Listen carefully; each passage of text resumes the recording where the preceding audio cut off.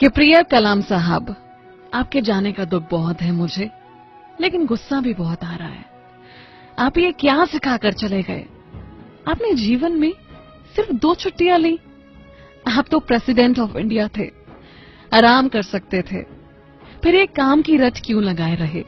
सबसे पहली बात, आप नेता ही क्यों बने? क्या कोई नेता पढ़ा लिखा होता है? अगर आप प्रेसिडेंट ही बने तो ये रूल क्यों नहीं बना दिया कि आपसे कोई अंगूठा छाप नेता नहीं बन सकेगा? जिस दिन नेता संसद में लड़ेंगे उनकी सैलरी काटी जाएगी और लेट आने वाले अफसरों की क्लास लगेगी। मुझे आपसे नाराजगी इस बात को लेकर भी है कि आपने देश को मिसाइल ही क्यों दी?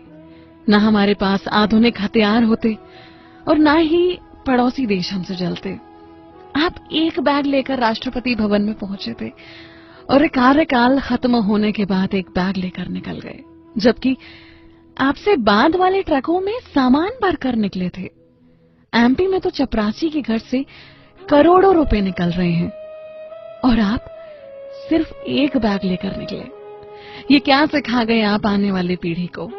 सादगी और शालीनता से किसका पेट भरा है साहब? लोगों को आपके जैसा सम्मान नहीं, सिर्फ पैसा चाहिए। एक और बात जो आपकी मुझे बहुत गलत लगती थी कि आपने कभी प्रेसिडेंट जैसा रौब नहीं जमाया। यहाँ पार्षद बनते ही नेता ऐसे मदमस्त हाथी की तरह चलता है कि उसे आसपास वाले दिखाई नहीं देते, लेकिन आपके लिए कोई ऊंची कुर्सी ही लगा दे तो आप नाराज हो जाते थे। छोटे बड़े का भेद तो आपको समझना चाहिए था ना। अब बात करते हैं आपकी कमाई की। जितना मुझे पता है, देश के राष्ट्रपति को लाख रुपए से ज्यादा की सैलरी हर महीने मिलती है और सुविधाएं अलग से। सरकार पैसे देती है खुद पर खर्च करने के लिए, ऐशो आराम और मौज मस्ती के लिए, लेकिन आपने सारी सैलरी एनजीओ को दान दे दी।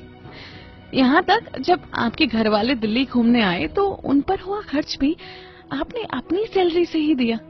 एक बार हुक्म तो देते, सब कुछ फ्री में हो जाता।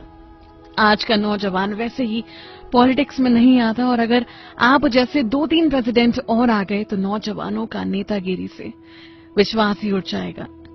मैंने ये भी सुना है कि आप सफलता का सारा श्रेय अपनी टीम या जूनियर्स को देते थे। अच्छा हुआ प्राइवेट कंपनी में नौकरी नहीं की, नहीं तो जल्दी निकाल दिए जाते और सब आप पर हंसते जैसे आपने कोई बड़ा गुनाह कर दिया हो।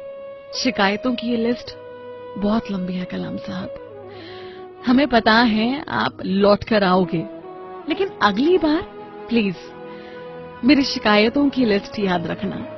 या तो हमें अच्छाई ना सिखाना, और अगर सिखाओ तो भारत के भाग्य विधाता तुम ही बनना।